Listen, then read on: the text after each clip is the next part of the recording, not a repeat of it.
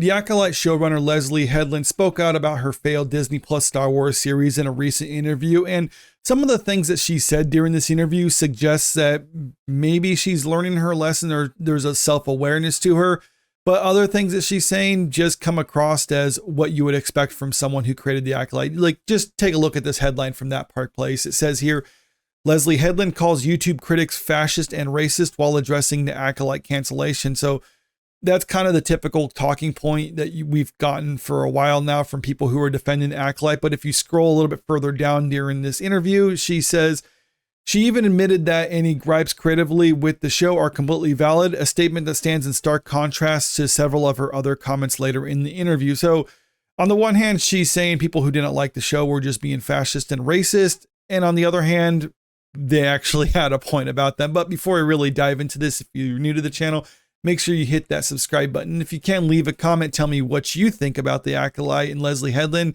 And if you can, also hit the like button too, because it helps me out with the channel. So the article goes on to highlight how Leslye Headland said during the interview how she's been a lifelong Star Wars fan and she was a part of the Star Wars community online pretty much since the early days of YouTube, because from the early days of YouTube, there's been accounts talking about Star Wars as well as message boards and other things like that prior to YouTube. And she's saying she's been involved with that for some time now. So she says that she's deep within the Star Wars community. Now, I'm not going to necessarily say that she's not a real fan of Star Wars or anything like that, because she says she is. I'm just going to take her at her word just for the sake of argument in this one, and that she has been involved with this one or this community for a while. And this is something that she says about being involved with the Star Wars community, especially at this time. So there are some of them I respect talking about content creators online, Headland said, and there are some of them that I think are absolutely snake oil salesmen, just opportunists. Then, of course, there are the fascists and racists. So it runs a gamut. It isn't just one thing or the other. Now, I can agree with that statement on the surface, and that how there is a wide variety of people online. There's the snake oil salesmen, and I'd also put into this category, there's ideologues, people who aren't necessarily Star Wars fans. You can call them tourists if you want, people who are just new to everything Star Wars. And it's like that with any type of fandom. You get people coming in there who aren't necessarily deep within that community, but they want to try to appropriate it and push their own ideological agenda. And we saw a lot of that, particularly with the Acolyte. I mean, that's kind of how they were touting this, with all the diversity and DEI checkboxes with the Acolyte in the lead up to the release and while the show was going. And a lot of the people trying to defend it, you could tell, aren't Star Wars fans or haven't been Star Wars fans for very long. They were only supporting this show strictly because it was pushing the political agenda that they wanted it to push. And obviously, that's a very small portion of the community, and that's why the viewership for the Acolyte was not very big. But let's try to equate this as in, like, there's a lot of fascists and racists out there. I'm not going to say that none of those people exist online, but I would say they're probably few and far between. I mean, you don't really get a whole lot of prominent people acting like that, even when it came to shows like this. What often happens is that you'll get small accounts or even brand new accounts on like X or something like that, just making posts racist or whatever about this show. No guarantee that that's not even people from within Star Wars marketing departments creating those sock puppet accounts in order to try to push their agenda, to be like, oh, see, look at the people who are criticizing this show. What really happens is you get the creatives and the people who are supporting this show. I mean, it might not even be the marketing department of Star Wars. It might even be some of those ideological shills online trying to do this themselves. But what happens is they'll try to be like, oh, look at these people attacking the show. Look how bad they are. If you attack this show, you're just as bad as these people. That's kind of what they're saying without actually saying that sort of thing. But most people, though, especially the big accounts, the big commentators who were critical over the Acolyte, they tend to have valid criticism, and that was something that was often ignored during the run of the show. But now that the show has long been canceled, it's pretty obvious, yeah, there was issues with it, and people just didn't acknowledge at the time, and that's why the show ultimately failed. So on the one hand, the creator who once worked on as the personal assistant of Harvey Weinstein is claiming that the criticism of her show is valid, but then later in the same interview labels some of the prominent YouTube commentary community as nothing more than snake oil salesmen and fascist and racist. It's like, yeah, it's like the reason why her show failed and why a lot of those people are more resonating with audiences is because more people within the Star Wars community agree with those people that you say are just, or you try to label as just snake oil salesmen or fascist and racist. It's basically like those people had valid criticisms for the show, but you tied identity so much to the show that for the people who are defending the Acolyte, they can't see any valid criticism as anything but racist. Because when you have a show and like the whole point of the show, like not saying this for the Acolyte specifically, but there was a black female in the lead of the show.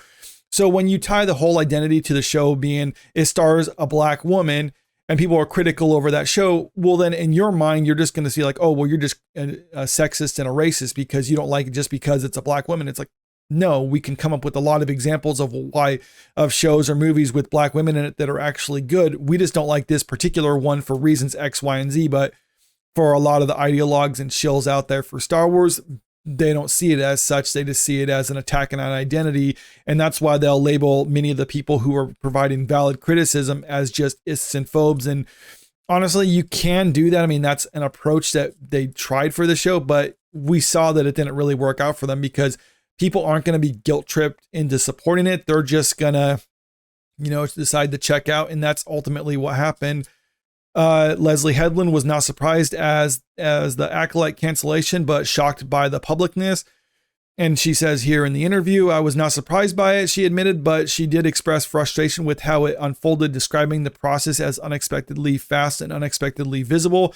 I think I was surprised at the swiftness of it and the publicness of it. I was surprised by how it was handled. And, in all honesty, I was surprised by that too, because often Disney doesn't like to make these things public. They don't want to admit failure. So what they would do is basically be like, oh yeah, we got plans for the Acolyte season 2. And then time moves on. And we're like, you know what? That just kind of got away from us. We're not going to do that anymore. Just make it seem like it's something that just kind of got lost in the shuffle. But for the Acolyte, a couple of weeks after the show actually, or the final episode premiered, that's when they announced and pretty much made it public. Like, okay, we're canceling it. It's done. We're not going to renew it, which was kind of unusual for them. But I said at the time that that's basically an indicator that it was so bad. A lot of the shareholders for Disney were kind of worried about it because this cost a lot of money to produce the Acolyte. And looking at it, I don't know where the money went, but it cost so much money for them to produce it. Disney had to kind of calm their shareholders a bit by saying, don't worry, we're not going to waste any more money on this show. It's canceled. So yeah, that one, it was obviously bad. So we're not going to do the same thing again. And that just goes to show how bad the series actually was when Disney has to make a big spectacle over them canceling a show when they normally don't like to do that. They would just kind of let it slowly die on the vine. Content about Star Wars will be more culturally impactful than Star Wars. And this was, I think, the most interesting part about Leslye Headland's interview recently talking about the Acolyte. It made me start to think the content being made about Star Wars will ultimately be more culturally impactful than actual Star Wars. I don't necessarily think it's going to be like that, but for some Star Wars projects like the Acolyte, yeah, the commentary surrounding it is more interesting. I mean, that was one of the things with the Acolyte particularly. A lot of people weren't interested in necessarily watching the show.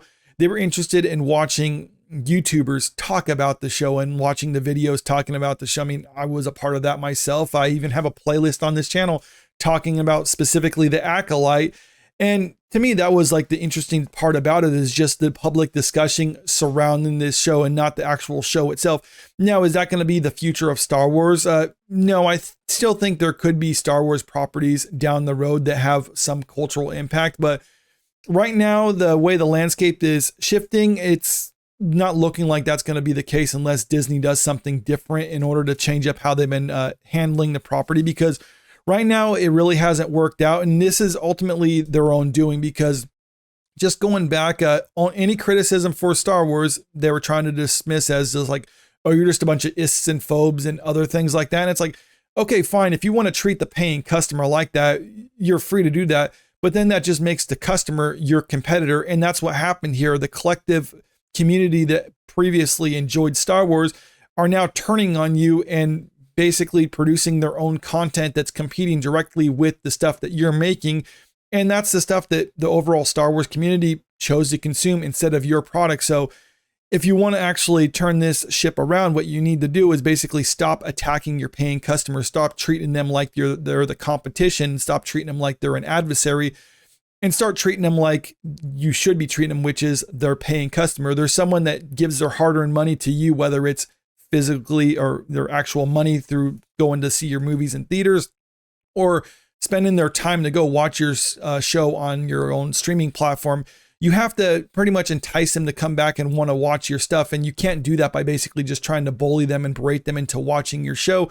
You have to start treating them properly. And unless you actually change up the leadership at Disney right now, or at least at Lucasfilm, I don't see that happening anytime soon. So I guess we'll just have to wait and see what the future of Star Wars is going to have. Are they going to actually try to win back their previous paying customer?